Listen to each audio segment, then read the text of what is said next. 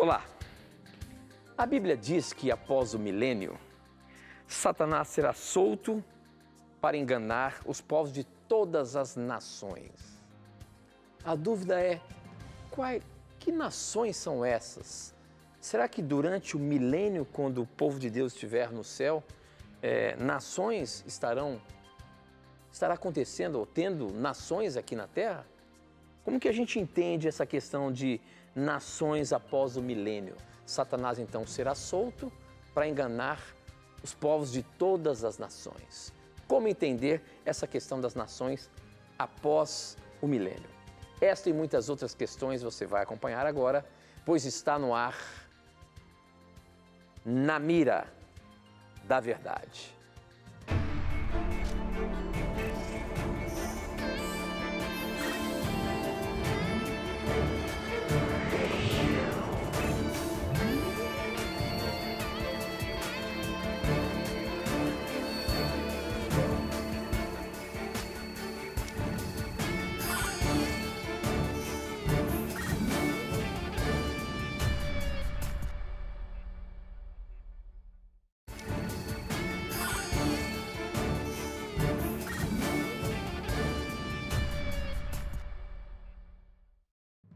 Olá, seja muito bem-vindo, estamos ao vivo e é muito bom ter a sua companhia. Começamos mais um programa Na Mira da Verdade, já nos conectando com o Brasil e o mundo através da internet e da TV Novo Tempo espalhada pelo nosso país aí.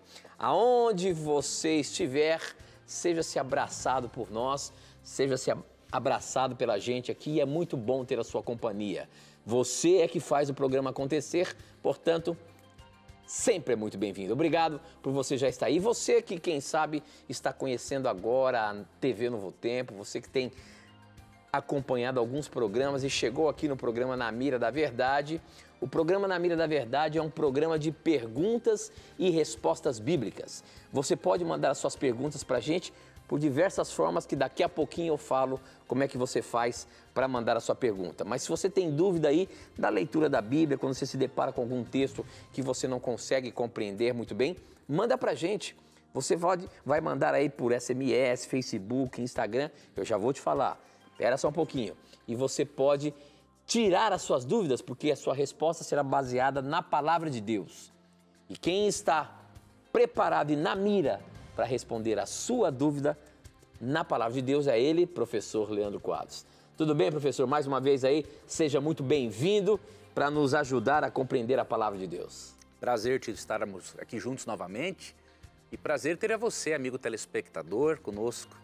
Esperamos que você envie as suas perguntas, que o programa mereça cada vez mais a sua confiança, para juntos estudarmos a Bíblia e aprendermos aquilo que Deus ensina sobre as suas perguntas, sobre as suas dúvidas, sobre religião, sobre a realidade da vida, né? Obrigado pelo seu carinho. Vai ser aí uma honra para nós termos a sua companhia até o final do programa. Professor, eu abri o programa de hoje sobre uma pergunta que já chegou há algum tempo para a gente, né? A gente tem aqui um monte de pergunta que às vezes não é respondida na hora do programa e ela acaba ficando armazenada aqui. Eu achei essa pergunta e eu quis abrir o programa com ela hoje. Essa pergunta, quem mandou foi o Rafael. Ele disse que ele é cristão e ele diz o seguinte: segundo a interpretação da Novo Tempo, após o milênio acontece a segunda ressurreição dos que serão condenados. Após o milênio, a ressurreição dos que serão condenados. Depois, Satanás será solto na sequência e ele sairá a enganar as nações. Porém, ele foi preso num abismo no início do milênio para não enganar as nações. Assim diz o texto bíblico. A pergunta capciosa, ele diz aqui, é a seguinte: se no milênio o objetivo da prisão de Satanás era não enganar as nações, por que após o milênio Satanás será solto a fim de enganar as nações? Quais nações? Poderíamos dizer que durante o milênio havia ímpios vivos e após o milênio havia ímpios que foram ímpios ressurretos vivos? Olha aí, professor, a dúvida dele. Na verdade, a dúvida é com relação a nações. Até eu abri o programa falando sobre isso, lendo ali Apocalipse 20, verso 8. Que nações são essas, professor? E ele quer saber também, será que no milênio, porventura, permaneceu um ou outro vivo aí? Como é que é isso, professor? Não, o próprio contexto de Apocalipse é bem claro, né? Enquanto dos versos 1, o verso 1 menciona, né, Satanás sendo simbolicamente acorrentado no abismo, isso aqui é importante ter em mente, né? Não é uma corrente literal que Deus vai usar para prender Satanás. Ele vai ficar preso aqui no planeta, né? Então, ele vai ficar preso aqui no planeta, por quê? Ele não vai sair daqui. De acordo com o verso 4, ó, os justos vão estar no céu. E de acordo com o verso 5, os restantes dos mortos não reviveram até que se completasse os 1000 anos. Ou seja, enquanto os justos estão nos céus, os ímpios estão mortos. É por isso que Satanás está preso, por uma cadeia de circunstâncias. Ele não tem ninguém para ele tentar. Então, no texto não tem nada assim que contradiga, né? O fato dele estar preso durante o milênio significa que ele vai estar aqui na Terra, preso pelas circunstâncias, e não poderá tentar ninguém, porque os justos estarão no céu e os mortos e os ímpios estarão mortos.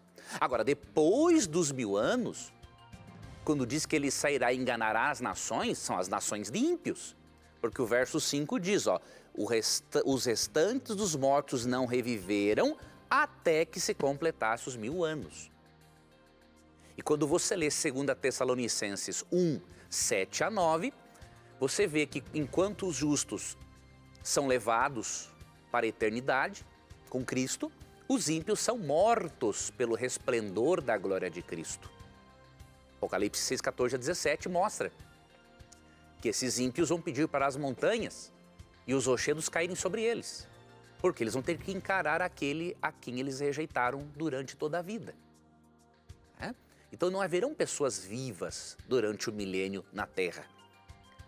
Enquanto os justos estão no céu, participando de uma outra fase do processo judicial de Deus para os justos agora entenderem, né, a forma como Deus lidou com o pecado dos pecadores, os ímpios estão mortos, tanto que o verso 5 diz, os restantes dos mortos não reviveram até que se completasse os 1000 anos.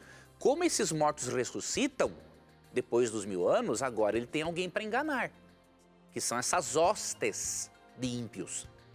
Né? E como ele tem alguém para enganar, ele está liberto da prisão dele, daquela circunstância em que ele estava só com os demônios na terra e não poderia tentar ninguém. Leia também João 5, 28 e 29. Né? Ali Cristo fala da ressurreição para a vida e da ressurreição para a morte. E Apocalipse 20, né, versos 4 a 6, mostram que o intervalo entre essas duas ressurreições é o período de 1000 anos mencionado em Apocalipse capítulo 20. Muito bem, professor, muito bem. O programa está apenas começando. Para você participar, você pode mandar a sua pergunta para o nosso SMS. O número é 12 981510101. Aparece aí na sua tela. 12 981510101. Você manda, eu recebo aqui na hora. Você pode também participar através das redes sociais, Facebook e Instagram. No Facebook, namiradaverdade.nt. Estamos transmitindo também pelo Facebook. E o nosso Instagram, @namiradaverdade. Em ambas as plataformas, eu faço um videozinho antes de começar o programa e coloco ali para que você possa fazer a sua pergunta e estar ali fácil de eu encontrá-la, tá bom? Participe, mande as suas dúvidas para a gente e nós vamos juntos aprender mais da Palavra de Deus. A pergunta que está aqui no meu SMS que chegou agora é a seguinte, deixa eu ver se tem o nome da pessoa, Messias Araújo, de Belo Horizonte, Minas Gerais. Tenho aprendido muito com vocês. Parabéns pelo programa. Obrigado, Messias. Obrigado aí pela sua participação aqui, pela sua pergunta, tá bom? Ele pergunta o seguinte, o diabo pode ler os meus pensamentos? Ele pode escutar a minha voz? Qual é o melhor jeito de orar? Em silêncio ou falando? Professor, Satanás está num plano que a gente não consegue ver, mas a gente sabe que ele está aqui. A pergunta que ele fez aqui é o seguinte: será que nós devemos orar em silêncio para que ele não ouça os nossos desejos, assim? Como é que é isso? Ou não tem problema algum eu falar, orar a Deus em voz alta? Como é que é? A Bíblia não tem a mínima preocupação com isso, né? Quando a Bíblia fala em oração, em nenhum verso percebemos a preocupação de Jesus, dos apóstolos ou de algum profeta, se a preocupação com o fato de orarmos de forma audível. Isso aí é insignificante para um inimigo que estuda o ser humano há milênios.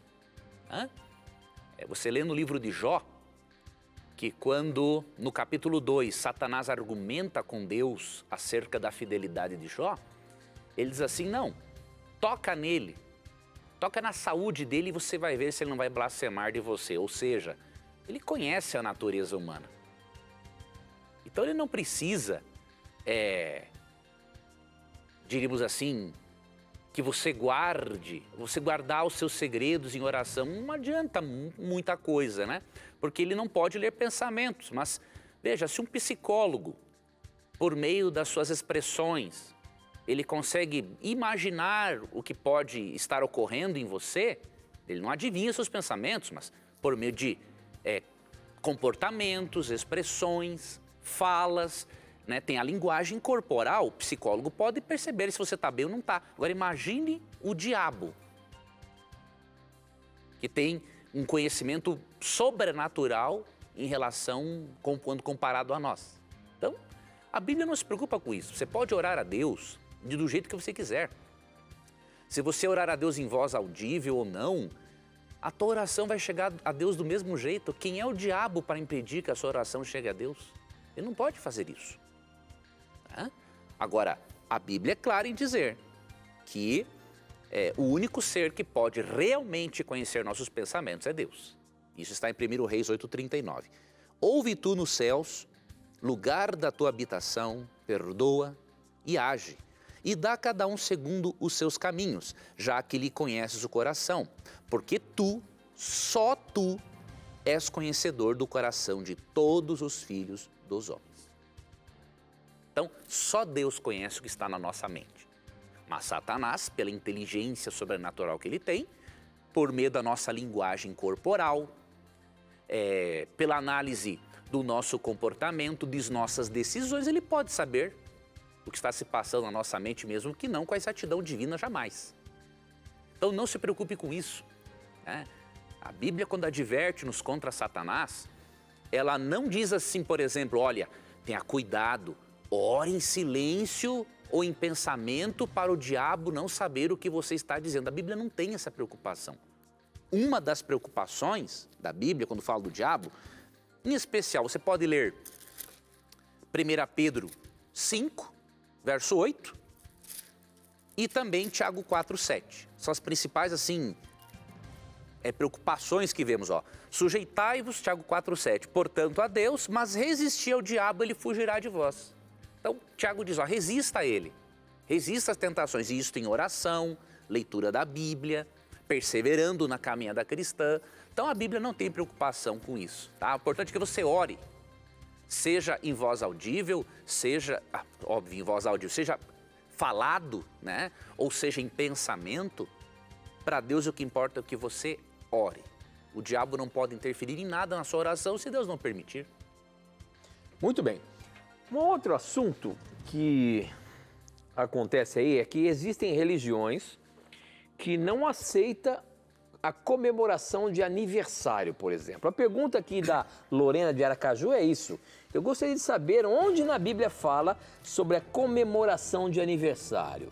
Um grande abraço, amo o programa. Existe alguma condenação na Bíblia sobre festejar ou comemorar a data de aniversário, professor? Não, a Bíblia não tem essa preocupação. Alguns amigos, obviamente, né, nossos irmãos testemunhos de Jeová, eles se baseiam, entre outras coisas, na festa em que Herodes estava dando, quando a filha da mulher de Herodes pediu a cabeça de João Batista. Então eles concluem o seguinte, que uma festa, celebrar uma festa de aniversário, outra coisa é algo pagão. Mas essa é uma conclusão pessoal, não é isso que o contexto tem o propósito de nos mostrar nem de perto, né? Na verdade, nós vemos na palavra de Deus que quando nasciam crianças, né, isso era celebrado, não da forma como nós celebramos hoje, mas era celebrado. Os pais ficavam felizes com o nascimento dos seus filhos. Agora, nós vemos aqui um exemplo, quando Jesus nasceu neste mundo, né, quando ele abandonou, ele esvaziou-se da sua divindade e nasceu por meio de Maria, os anjos celebraram o nascimento dele.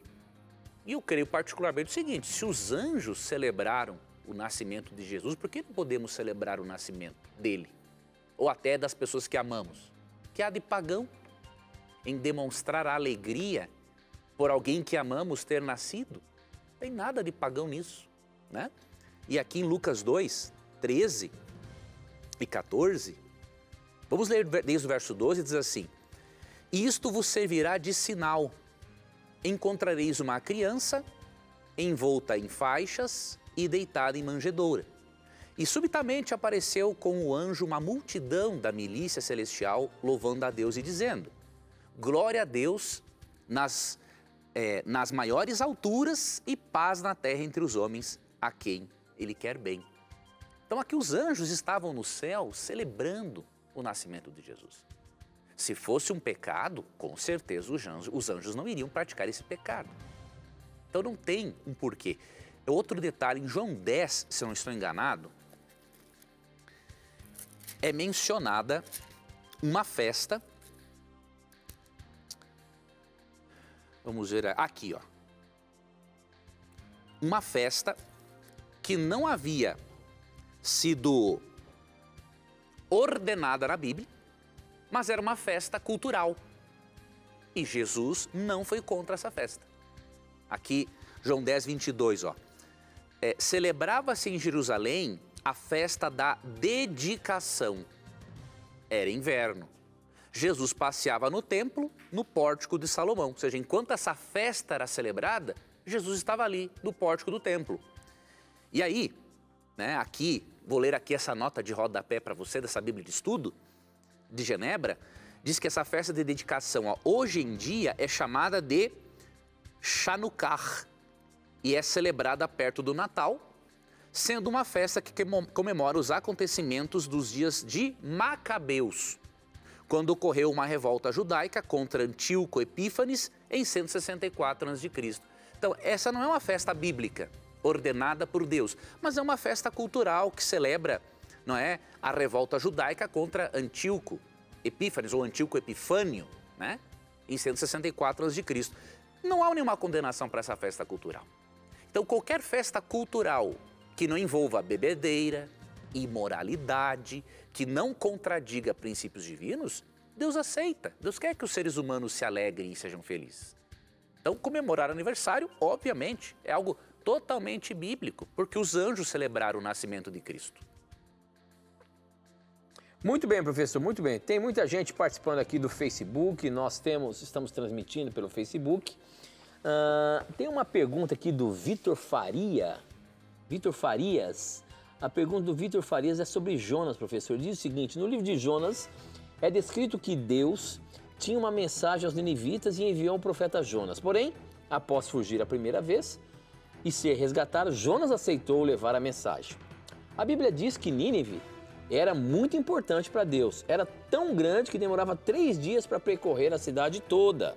Porém, Jonas percorreu um dia e ainda proferiu uma mensagem de 6 palavras, dizendo: ainda 40 dias e Nínive será subvertida. A minha pergunta é a seguinte: mesmo o povo crendo nessas palavras e se arrependendo, Jonas tentou de alguma forma sabotar a sua própria pregação, uma vez que ele não queria ir para lá? Essa pergunta, essa resposta, você vai ter já, depois do intervalo. Não sai daí não, a gente já volta.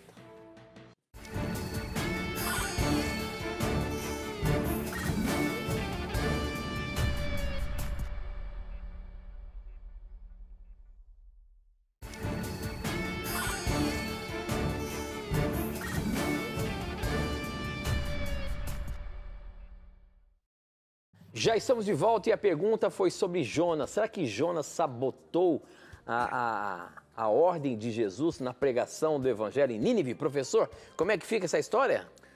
Veja, o fato de, aqui no capítulo 3, verso 4, Jonas dizer poucas palavras, né, na pregação, ele dizia assim, ainda 40 dias e Nínive será subvertida, não significa que ele sabotou a pregação. Por quê?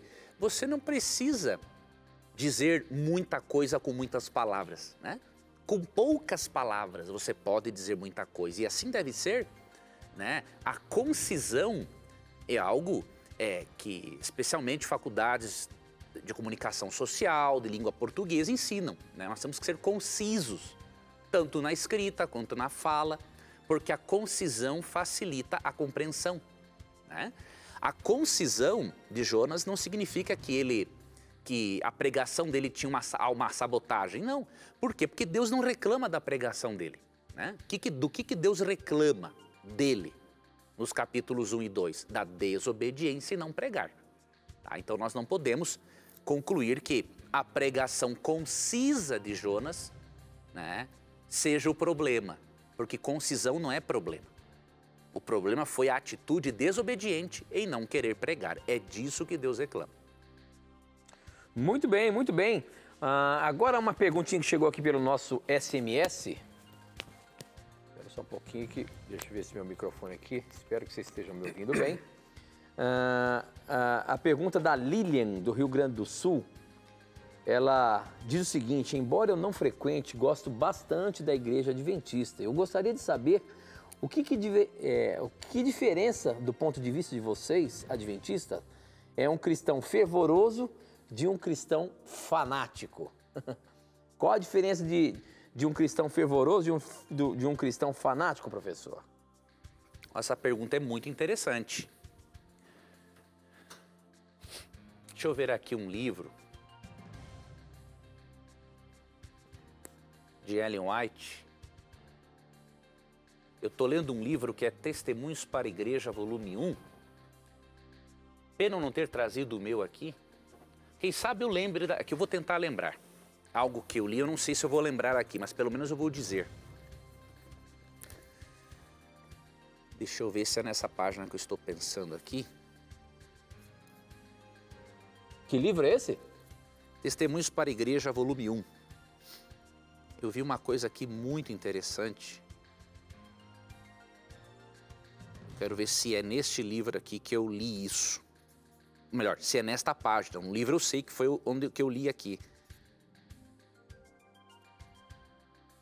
Rapaz, vai ver ali o livro na hora. Vamos ver aqui. Hein?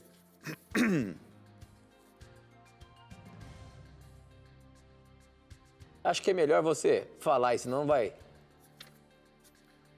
Vou tentar mais essa página aqui. Eu sei que está na página 100 e alguma coisa, agora eu não estou lembrando. Se eu não achar aqui, eu já vou dizer.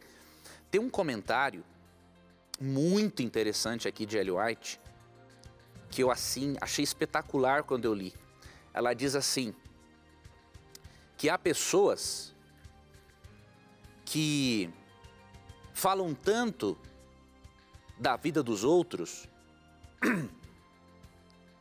que essas pessoas não podem ir para o céu porque elas achariam defeitos no próprio Deus. Aqui, ó. Olha que interessante isso aqui, ó. Página 145, isso mesmo.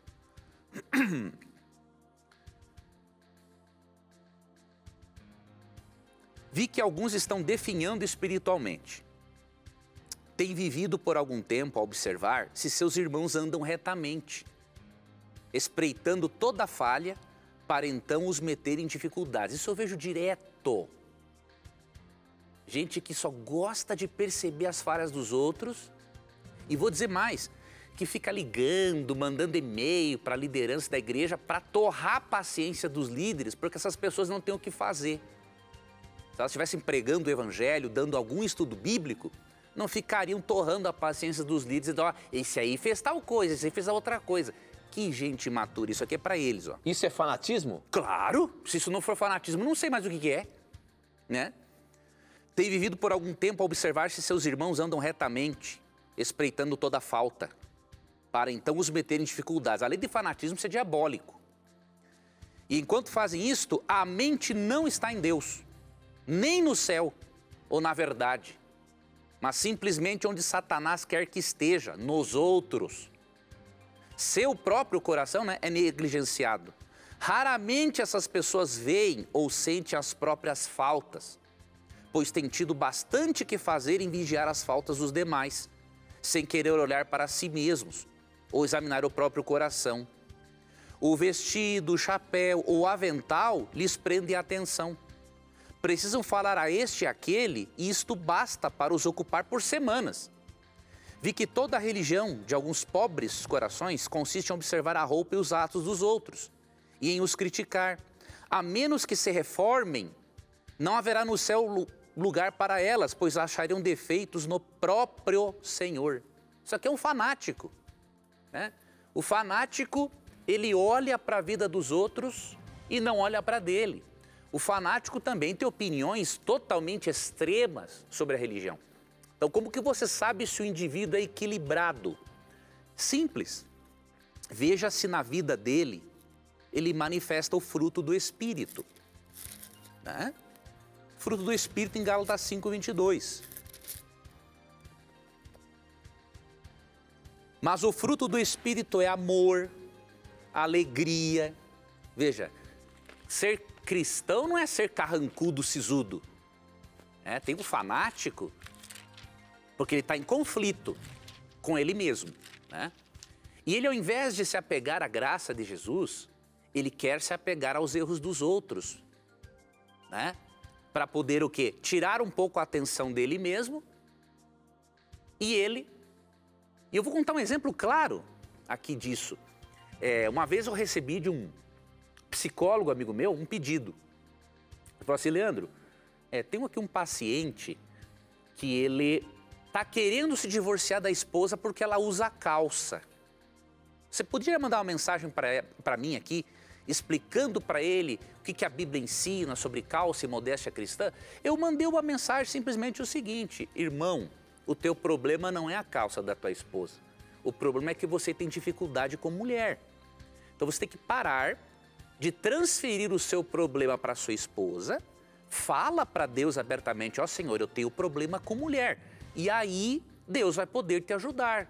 Se você continuar vendo entre aspas, o erro da tua esposa para esconder o teu, você vai estar alimentando um espírito fanático e Deus não vai poder te ajudar. Aí eu mandei essa mensagem e o psicólogo falou assim: rapaz, você leu o meu pensamento? É exatamente isso que está acontecendo. Ele está querendo deixar da esposa porque ela usa calça, mas ele tem umas 2, 3 amantes. Então isso é o fanático. Ele peca e ele quer apontar os erros dos outros para ele se ver livre dos dele. E aí ele tem um ar de santidade, né? E sisudo, carrancudo, não. A Bíblia não diz isso. O fruto do Espírito é amor, alegria, paz, longanimidade, benignidade, bondade, fidelidade, mansidão e domínio próprio. Então, com isso você distingue entre uma pessoa equilibrada e uma pessoa fanática. Muito bem, muito bem. A próxima pergunta aí também chegou aqui pelo SMS. Quem mandou, deixa eu ver se tem o nome, José Normesito. A pergunta do José é o seguinte: eu sou evangélico e assisto este excelente programa. Obrigado pela sua participação, meu irmão. Lendo 2 Reis 2, os versos 23 e 24, por que a atitude de bullying de alguns meninos ao profeta Eliseu foram punidas com a morte? Isso aí não foi muito severo? Aqueles meninos começaram a caçoar, aparentemente, do profeta Eliseu, e aí, de repente, eles são mortos por isso? Não foi algo brutal aí da parte de Deus, professor? Não, Deus, ele nunca age com brutalidade. A justiça de Deus é sempre uma manifestação do seu amor. O que nós precisamos fazer, né, é entendermos o contexto no qual Deus muitas vezes pune um ímpio. Você vê que Deus nunca pune um ímpio sem antes dar a ele a oportunidade de arrependimento.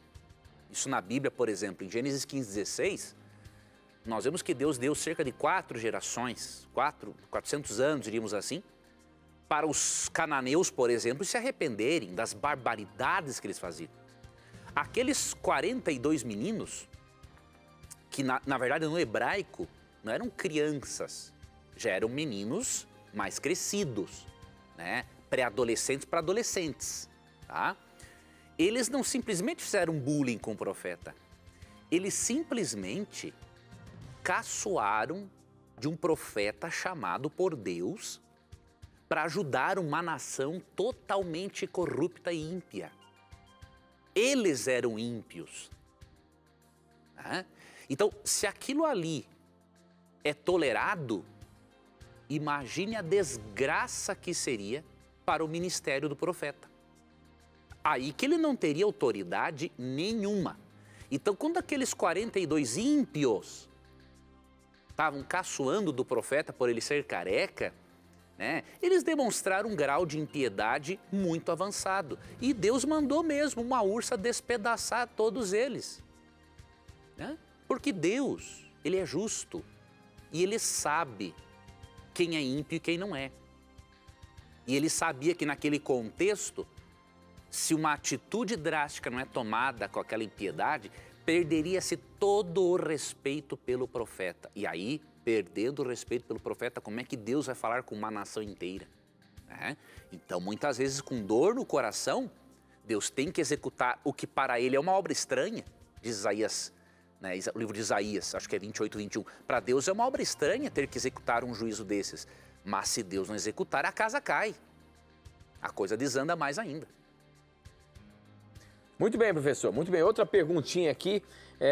Nós temos ainda 4 minutinhos, dá para você responder. A pergunta da Gerlane, lá de Recife, sempre acompanha o programa, está sempre ligadinha aqui no programa, é a seguinte. Eu gostaria de saber se é certo perdoar uma pessoa mesmo que ela não tenha se arrependido. Ou talvez não saiba se ela arrependeu ou não, mas sentir no coração de perdoar. Eu queria a opinião do professor a respeito. Sou evangélica da Igreja de Cristo de Recife, fã número 1 desse programa. Professor, a gente perdoar uma pessoa, mesmo que ela não tenha se arrependido, fez algum mal pra gente, não se arrependeu, mas eu senti o desejo de perdoá-la. Tem algum problema eu perdoar mesmo a pessoa não ter se arrependido? Se eu não sei se ela se arrependeu ou não? Olha, é uma pergunta interessante. Não tem problema, mas isso não significa que você não tenha que ter um afastamento saudável dessa pessoa. Vou te explicar o porquê. Olha o que diz Romanos 12, 17. Não torneis a ninguém mal por mal. Esforçai-vos por fazer o bem perante todos os homens. Verso 18. Se possível, quanto depender de vós, tende paz com todos os homens. Então diz assim, no que depender de nós, nós temos realmente que ficar em paz com as pessoas. E quando você perdoa, minha irmã, você é a maior beneficiada. Porque se você não perdoar, o ofensor vai continuar do mesmo jeito. Agora você vai estar tomando um veneno para a sua saúde. Há estudos hoje que comprovam, né? É por isso que uma enfermeira, esposa de um pastor conhecido nos Estados Unidos, ela falou da fisiologia do perdão, né? Diz que a falta de perdão contribui, tem estudos já que comprovam, para a pessoa ter diabetes, problemas cardíacos e colesterol alto. Então, quando você perdoa, mesmo que a pessoa não mereça, você está fazendo um bem para você mesmo.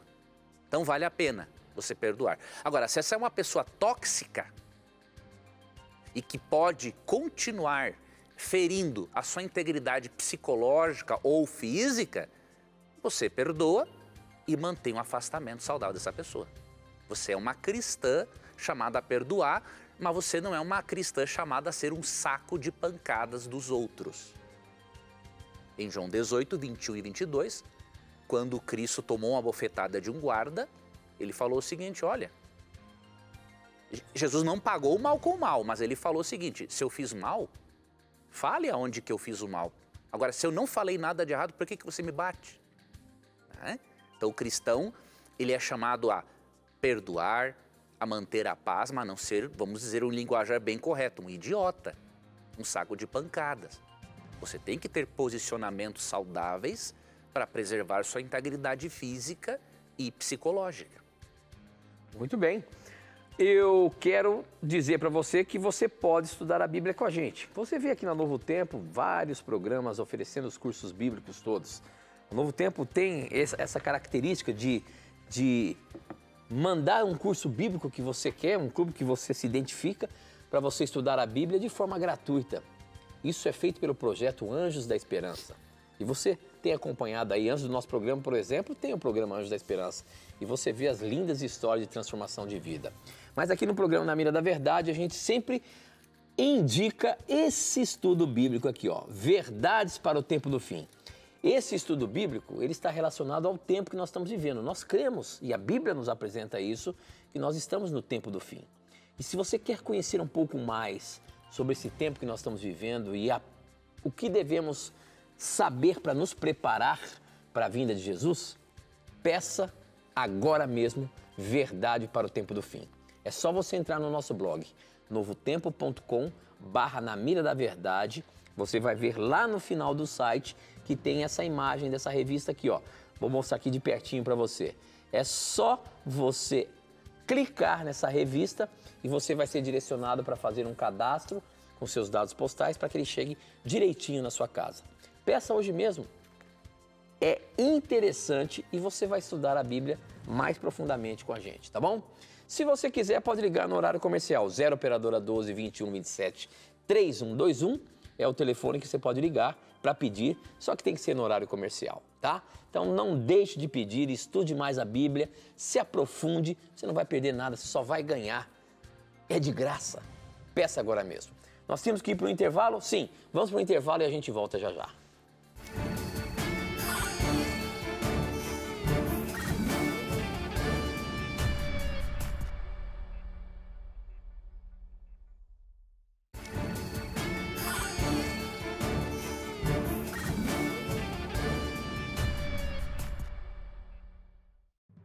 Já estamos de volta ao vivo. Mande as suas perguntas por SMS. O número é 12 981510101. Eu recebo aqui na hora. Também pelo Facebook, namiradaverdade.nt e no nosso Instagram, @namiradaverdade. Essa aqui é do nosso Facebook. Eu vou até levantar aqui e vou ali para o meu outro ambiente, mas a pergunta é a seguinte. Quem mandou foi o Wilson Severino. A pergunta do Wilson é a seguinte. Professor Leandro, a minha pergunta é, em Apocalipse 19, 20 e 21, diz que a besta e o falso profeta foram lançados no lago de fogo, certo? Em Apocalipse 20, verso 10, diz que o diabo foi lançado para dentro do lago de fogo, onde já se encontra não só a besta, mas também o falso profeta. A pergunta é, a besta e o falso profeta ficarão no lago de fogo durante todo o milênio? Por favor, pesque minha pergunta. Wilson, sua pergunta foi pescada. Professor, essa compreensão dele aqui, de que quando Satanás foi jogado no lago de fogo já estava a besta e o falso profeta, será que no milênio já estaria queimando a besta e o falso profeta, professor? É isso? Não, pelo seguinte, ó. O que acontece? Nós temos que entender aqui. Esse texto é até usado como argumento a favor da doutrina do inferno eterno, né? Então dizem assim, não, o lago de fogo não pode existir só após o milênio, porque o capítulo 19 diz que a besta e o falso profeta já estavam no lago de fogo. Só que esta é uma afirmação temerária, porque será que os poderes representados pela besta e o falso profeta vão ser mais punidos do que o diabo, que é o originador de todo mal e todo pecado? Então não faz sentido. Então nós temos que entender uma coisa. Por que o capítulo 19 diz que a besta e o falso profeta foram jogados, né, e Satanás depois? É simplesmente uma forma de a Bíblia descrever dois lagos de fogo, diríamos assim. Vai ter o lago de fogo, que é a punição dos ímpios, que é após o milênio. Tá? Você lê Apocalipse capítulo 20, versos 7 a 10, isso é muito claro. Só que quando Cristo voltar, a terra terá se tornado um lago de fogo pelo resplendor da sua glória. Lê aqui, e aí eu vou te explicar. 2 Pedro, capítulo 3.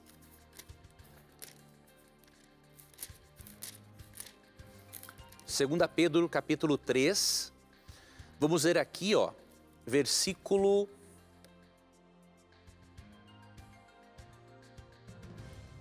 10. Entretanto, o dia do Senhor, né, o dia do juízo, a volta de Cristo, o dia do Senhor virá como ladrão, ou seja, de surpresa, né? No qual os céus desaparecerão ao som de um terrível estrondo e os elementos se desintegrarão pela ação do calor. A terra e toda a obra nela existente serão expostas ao fogo. Então a terra se tornará, na volta de Cristo, ali um lago de fogo, até queimar todo o planeta e queimar os ímpios. Então é por isso que o capítulo 19 fala que a besta e o falso profeta já se encontram no lago de fogo, porque eles foram jogados no primeiro lago de fogo, que diríamos assim, que é a própria terra incandescente. Mas o lago de fogo do juízo final, né, vai existir depois do milênio, onde o diabo será jogado e todos os ímpios que haviam sido destruídos na volta de Cristo, neste primeiro lago de fogo, diríamos assim. Então, podemos tranquilamente imaginar que entre o início e o final do milênio, 2 lagos de fogo. O primeiro é a terra, né, que vai virar fogo para queimar os ímpios, e depois o lago de fogo do juízo final, que é para castigar e só depois aniquilar os ímpios. Muito bem, professor, muito bem. Muitas pessoas nos acompanham aqui das mais diversas denominações religiosas e isso é o legal de todo esse programa, porque todos nós temos dúvidas quando nós estudamos a palavra de Deus. Por isso eu sempre digo para você, não tenha preconceitos, pergunte o que você quiser. O importante é nós aprendermos mais. O professor Leandro Quadros tem essa capacidade de lembrar das coisas que estão na Bíblia. Não é decorado, é a atitude de lembrar. Então, as dúvidas que nós temos aqui, que às vezes a gente não consegue achar rapidamente na palavra de Deus, aqui no programa Na Mira da Verdade, Leandro Quadros consegue te dar uma resposta baseada. Por isso, não tenha preconceitos. Seria bom você falar até de que religião que você é, para a gente saber, você que está nos assistindo. Como, por exemplo, aqui, ó, a Lu, ela é de Belém, ela diz cristã católica e gosta muito do programa. Obrigado, Lu, pela sua participação, por você dizer a sua religião. Você é muito bem-vinda, é muito querida pra gente, é a nossa irmã e a gente quer agradecer muito a sua pergunta, tá bom? A pergunta dela seria, Deus nos testa mesmo? Ele coloca situações em nossa vida para, de fato, nos testar? Será que Deus pode ficar nos testando para ver se realmente eu sou fiel a Ele, professor? Olha, essa pergunta dessa nossa irmã é muito interessante. Eu vou ler aqui um texto, minha irmã, para te ajudar, que está em Tiago, capítulo 1, versos 13 e 14. Vamos diferenciar uma provação de uma tentação. É importante isso aqui. Entretanto, ninguém ao ser tentado deverá dizer, estou sendo tentado por Deus. Ora, Deus não pode ser tentado pelo mal e a nenhuma pessoa tenta. Cada um, porém, é tentado pelo próprio mau desejo, sendo por esse iludido e arrastado. Em seguida, esse desejo, tendo concebido, faz nascer o pecado, e o pecado, após ser consumado, gera a morte. Então, o que esse texto nos explica? Que Deus ele não tenta ninguém a praticar o pecado. O único ser que nos tenta para errarmos, para pecarmos, é Satanás. Então nós temos que diferenciar a tentação da provação. Deus, o que acontece? Ele pode permitir, sim, que provações surjam na nossa vida com o intuito de nos educar. Mas veja, Deus ele não necessariamente cria todas essas provações, nós as criamos. Aquele texto de Gálatas 6:7 é muito importante, né? Diz assim, aquilo que o homem plantar, ele colherá. Então, se nós plantamos sementes ruins, né? Vamos colher frutos ruins. E aí o que acontece? Eu acabo sofrendo as consequências dos meus próprios erros, das minhas próprias decisões. E Deus permite, muitas vezes, nem sempre, né? Mas muitas vezes Deus permite que eu receba essas consequências até para educar-me, né? É a forma de um pai amoroso mostrar para um filho, olha filho, realmente se você seguir por este caminho, você vai se machucar, eu não quero que você se machuque, tá? Então, assim como um ouro, veja o ouro, para retirar as impurezas deste metal, ele tem que ser purificado no fogo. Da mesma forma, você e eu muitas vezes temos que passar pelo fogo da aflição neste mundo pecaminoso, porque tomamos decisões erradas, e aí, ao Deus permitir que passemos por este fogo da aflição, assim como o ouro é purificado das suas impurezas, nós também vamos sendo purificados de nossas impurezas.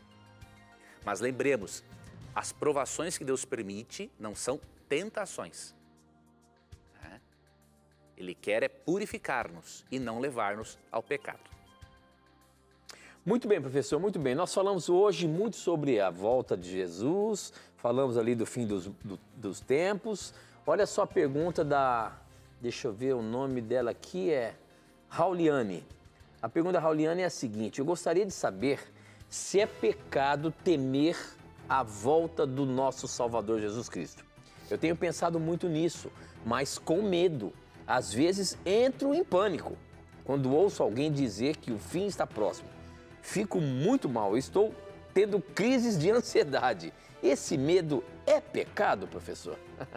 Olha aí, a minha irmã está com medo da volta de Jesus. Isso é comum acontecer, professor?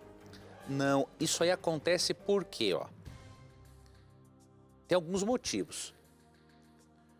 Primeiro, se a pessoa tem um transtorno, né, de ansiedade e ela ouve falar da volta de Jesus, obviamente que ela pode ficar mais ansiosa. Mas o problema não é a doutrina da volta de Jesus, né? O problema é a forma como ela, naquele estado de ansiedade, interpretou a doutrina. Deus não quer que você tenha medo. É um erro, sim, e não é nem saudável você ter medo da volta de Jesus. Você tem que se alegrar, né? Porque é o momento em que Cristo vai acabar com todo o mal, com todo o pecado, com toda a injustiça e vai começar a estabelecer, né, o reino amoroso celestial também, nas nossas vidas e depois no planeta Terra. Então veja como é que Paulo considerava a volta de Cristo. E essa tem que ser, meu irmão, esse tem que ser o seu sentimento e o meu também, Vamos ver aqui.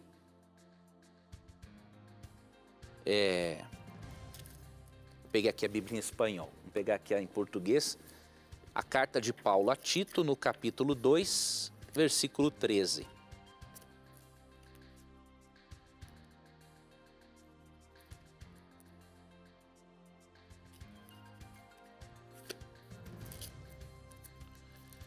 Paulo, falando da volta de Jesus,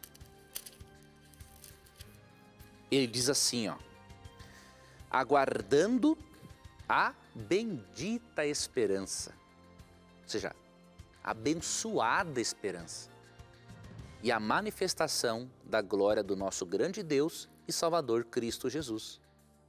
E por que você deve aguardar a volta de Cristo e vê-la como uma bendita, uma abençoada esperança? Olha aqui o verso 14, o qual a si mesmo se deu por nós, a fim de remir-nos de toda iniquidade e purificar para si mesmo um povo exclusivamente seu, zeloso de boas obras. Então, se Cristo morreu na cruz para nos redimir do pecado e nos purificar, e nós o aceitamos pela fé, nós temos que aguardar a volta de Cristo com alegria, porque vai ser o momento em que Ele vai concretizar a sua obra de salvação de uma forma plena nas nossas vidas. Então, minha irmã, o que acontece? Você possivelmente, além desse transtorno de ansiedade, você aprendeu de forma errada sobre essa doutrina. Você não aprendeu ela de forma correta. Então eu vou te dar uma dica de um irmão, pecador, falho, né? Mas que eu quero muito o seu bem. Estude a doutrina da volta de Cristo da perspectiva correta. Aí você não vai ter nenhum motivo para ter medo. Quem tem que ter medo da volta de Cristo é o ímpio. De acordo com Apocalipse 6, 14 a 17. Um filho de Deus tem que estar alegre, aguardando a volta do Senhor. Muito bem, professor. Com essa nós vamos ter que terminar. Infelizmente, nós não temos mais tempo para colocar mais perguntas. Teria muitas e muitas perguntas excelentes para a gente aprender aqui, mas infelizmente não dá tempo. Eu vou até deixar uma pergunta para a semana que vem aqui. Nós podemos apressar a volta de Cristo ou já tem um dia marcado? Se prepare que essa pergunta vai estar a semana que vem aqui, se Deus quiser. A gente se encontra semana que vem, professor? Maravilha, já vamos deixar uma lição de casa para essa pergunta. Você lê, telespectador, 2 Pedro 3,12. Deixar uma minhoca na sua cabeça, mas vai ser por um bom motivo, tá bom? Obrigado, Tito, Deus te abençoe. Obrigado, telespectador. E lembre-se que sempre que você tiver a coragem de perguntar, a Bíblia terá coragem de lhe responder. E aqui você já sabe, seus questionamentos e as suas dúvidas sempre estão na mira da verdade. Até o nosso próximo encontro. Tchau!